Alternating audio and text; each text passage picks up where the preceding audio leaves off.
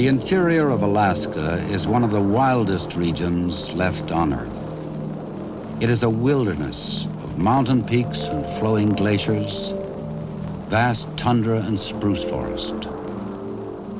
It is a land ruled by the forces of wind and ice.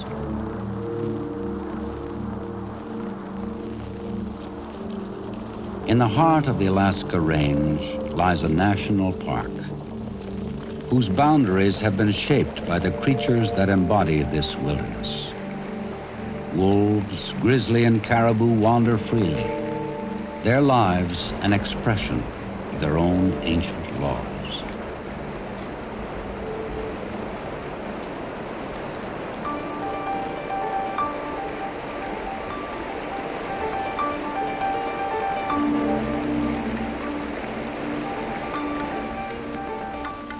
Sunlight revives the slumbering pulse of life after 8 months of winter. In the lengthening hours of light and warmth, summer returns to the subarctic.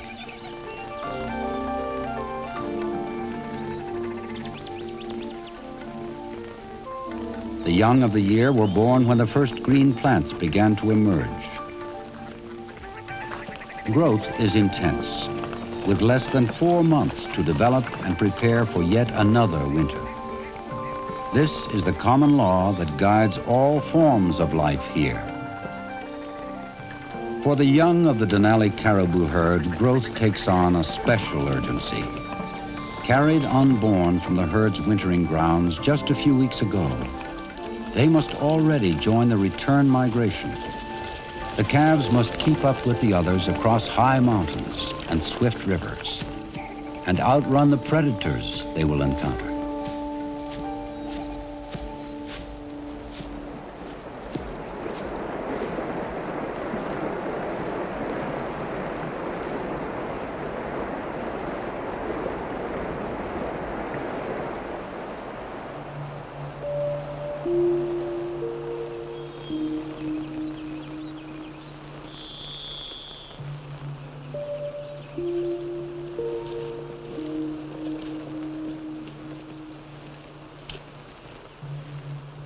The moose calf spends the first few months of its life within the sheltered environment of the spruce forest.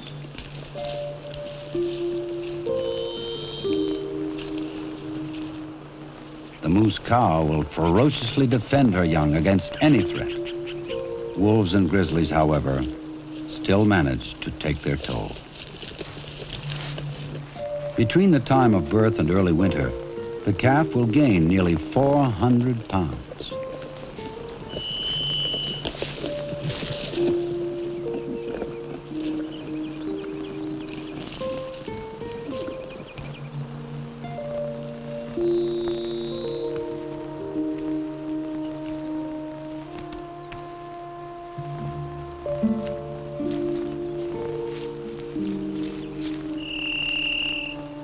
The habitat for most plant eaters of the subarctic has been narrowed to the range of the specific plants they thrive on.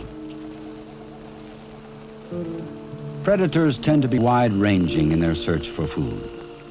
In a land where prey is rarely abundant, the red fox may need to hunt in many habitats in order to feed its young.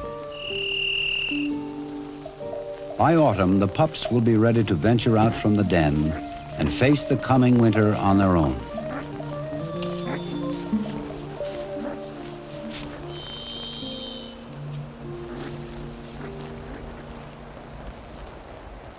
After a month of almost continuous daylight, the summer's green has spread from the river lowlands to the high alpine tundra.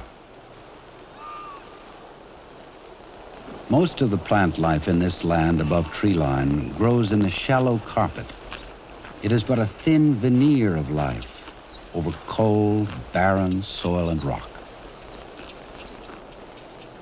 The Dall sheep inhabit this sparse, windswept realm because the available cliffs offer a refuge from predators.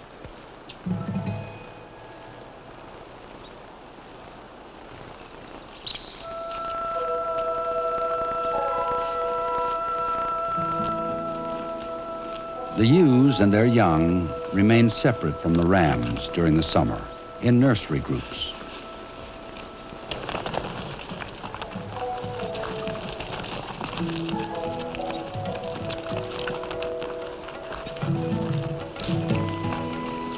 Through the abandon of play, the lambs quickly develop their skills of escape and begin to compete with each other.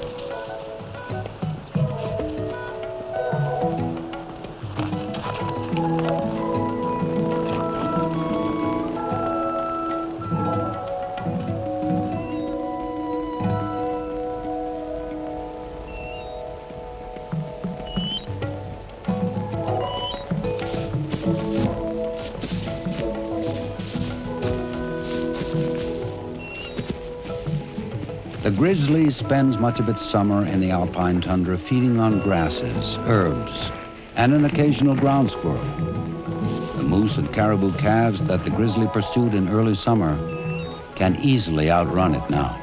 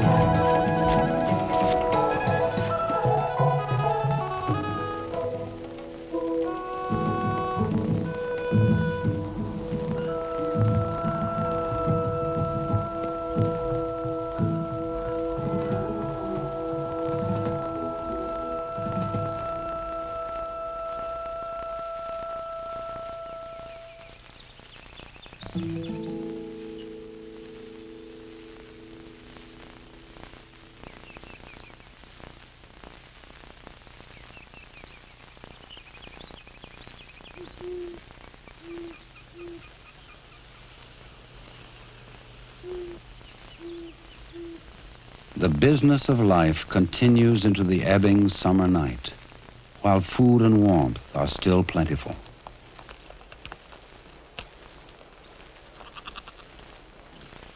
Time, like the restless caribou herd, moves on.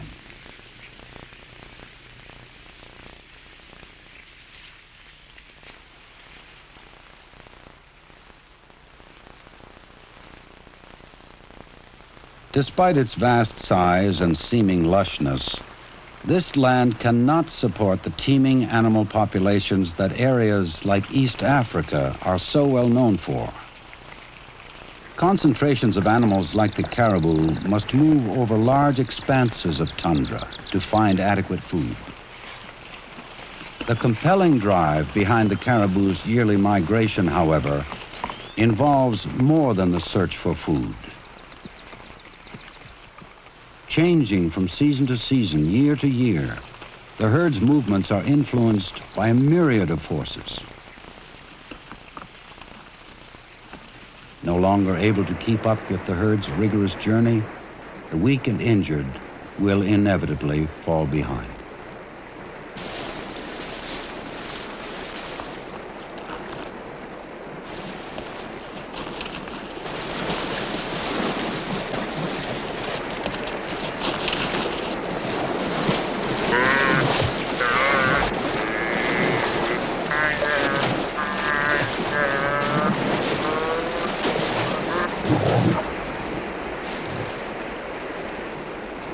The relationship between a caribou and its predators is one that has worked for thousands of years.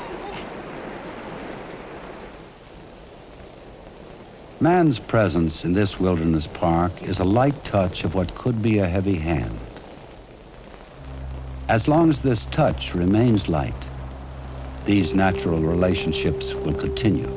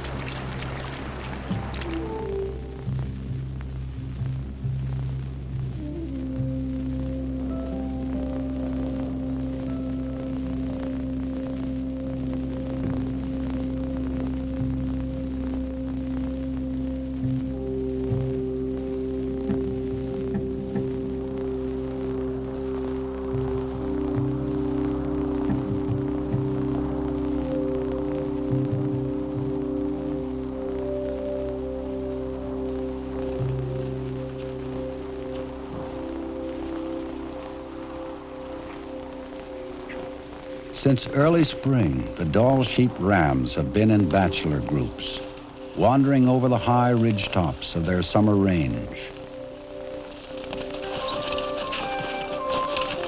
It is here that the young rams develop their skills of combat, and in the presence of older rams, learn their place in a dominance hierarchy based on the size of their elegant horns and the strength they possess in using them. The display of these horns is a common language among all rams, a way to immediately convey one's rank. Because of this, most fights occur only when rams of equal horn size question each other's potential. For the sheep, getting along is a means of saving energy.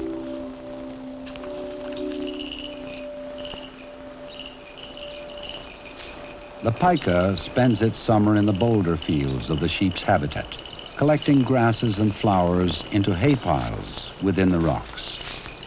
This is a full-time project and will provide the pika with a steady food supply beneath the winter snow. The marmot has just begun to collect grasses, but these will be used to line its den for hibernation. Though the landscape is still green, the marmot knows that winter is not far away.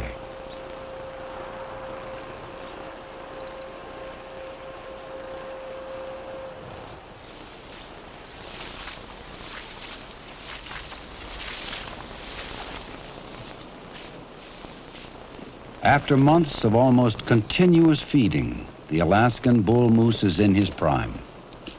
By now, the bull has stored a thick layer of fat and has grown a set of antlers nearly 6 feet wide. During growth, these antlers are nourished by a mantle of velvet, a soft covering of skin and blood vessels. In time, this velvet is shed to reveal a formidable sculpture of bone. The rules and rewards for the hierarchies of sheep and moose are basically the same. The bigger the rack, the more dominant the rank, the more likely one is to breed. But the antlers of moose are more than symbols of rank. They are deadly weapons. Before the breeding season, or rut, the bulls develop a hierarchy with others in the area through light sparring matches. These matches rarely get violent, for if either bull was to make the first strike, his opponent could still cause him severe damage, and both would be losers in the game of breeding and survival. For the moose, fighting has evolved to be the final and most serious means for settling questions of dominance.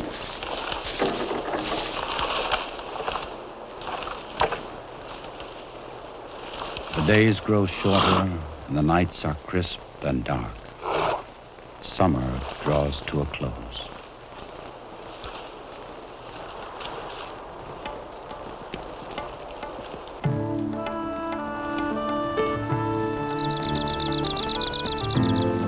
Autumn is the bright flame of a summer's energy, glowing for a moment of celebration before the approaching wind of winter.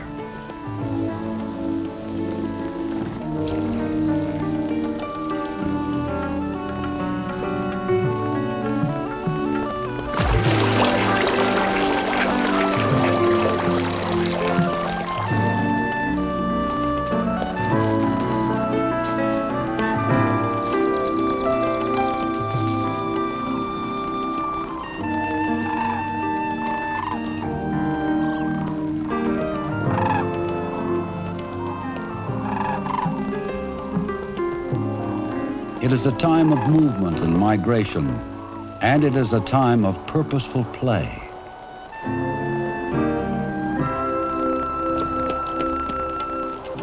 A young golden eagle will now test its skills of flight on anything that seems challenging.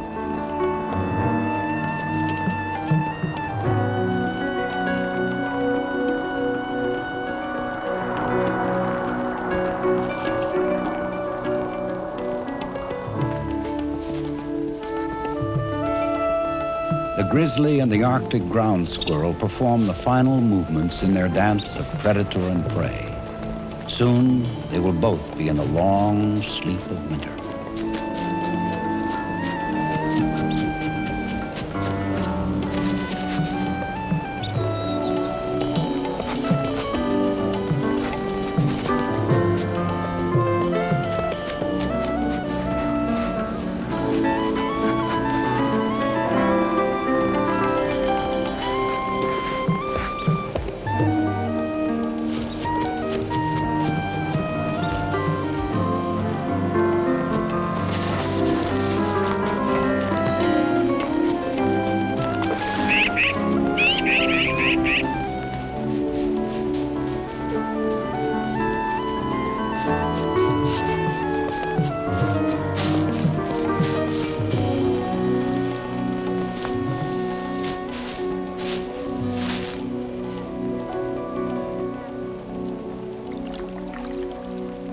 The season of warmth and growth has been brief, but as always, life is prepared for what lies ahead.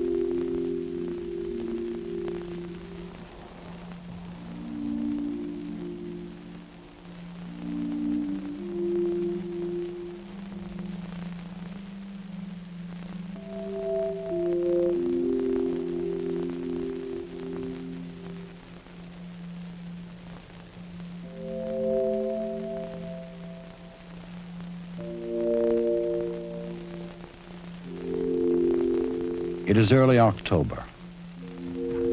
The Denali caribou herd pauses briefly from its incessant movement as the season for breeding unfolds.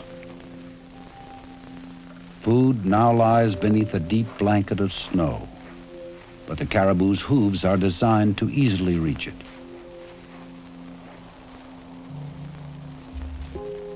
The wolf is also well equipped to reach its winter food supply. Armed with keen senses and incredible endurance, it is a finely tuned hunter. In the company of other wolves, it is the supreme predator of the north. The pack is the central core of a wolf's life, and in winter becomes an essential means of capturing large, swift prey like the caribou.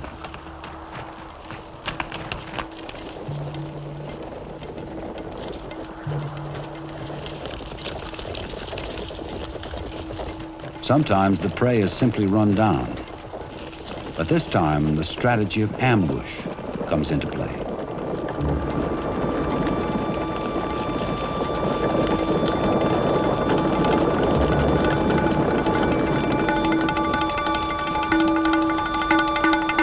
The balance between escape and death is a dynamic one, and more times than not, the caribou will escape.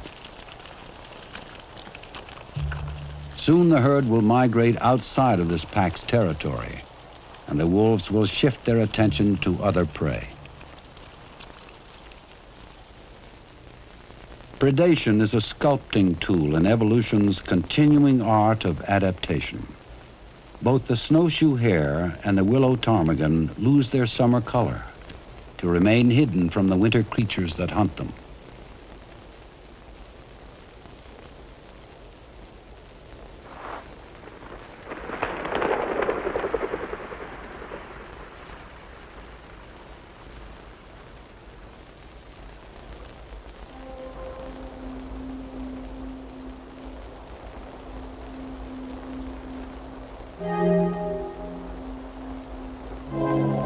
The rut of the Alaskan moose draws to a close. The seed for next year's young has been planted. And now the task facing the moose is to survive the next 6 months of severe cold and deep snows within the domain of the wolf. During the several weeks of intense rutting, the bulls have eaten very little, depleting much of the energy stored from a summer of foraging.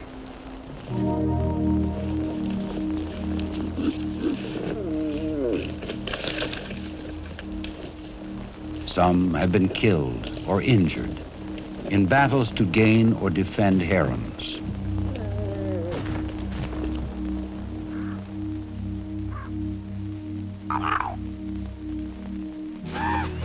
The wolves are familiar with the time and location of the moose rut and are rarely disappointed when they arrive in search of food.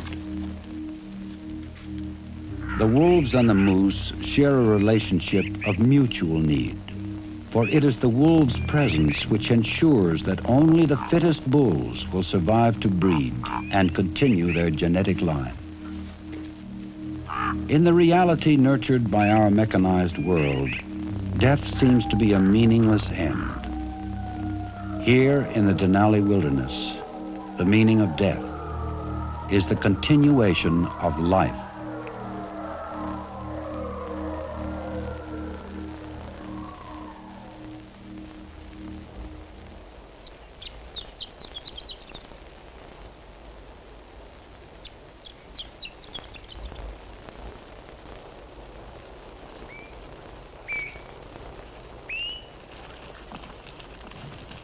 The Denali caribou herd makes the final thrust of the journey to their wintering grounds. Perhaps the caribou sense a change of temperature, the depth of a new fallen snow, or the sun's shallow arc above the Alaska range. The reasons are as mysterious as the passage they will make on next year's migration. As the Indians say, no one knows the ways of the wind or the caribou.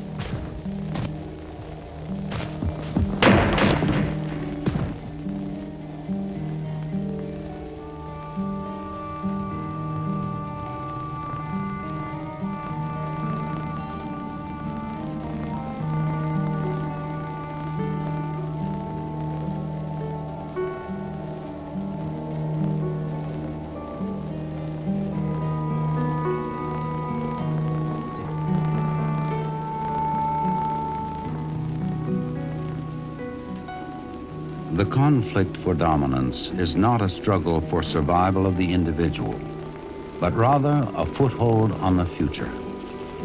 That this foothold exists is the symbol of true wilderness. That this wilderness is preserved is the hallmark of civilization.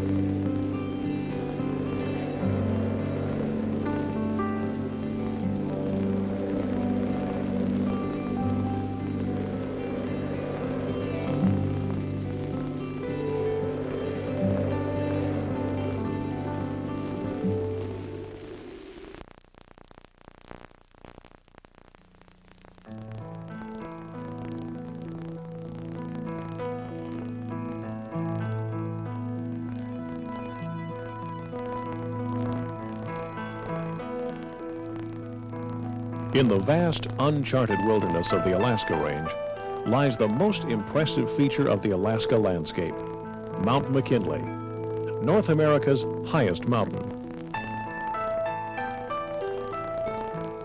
Within the 3,000 square mile Denali National Park, the mountain rises more than 20,000 feet in altitude, providing breathtaking vistas for visitors from all over the world.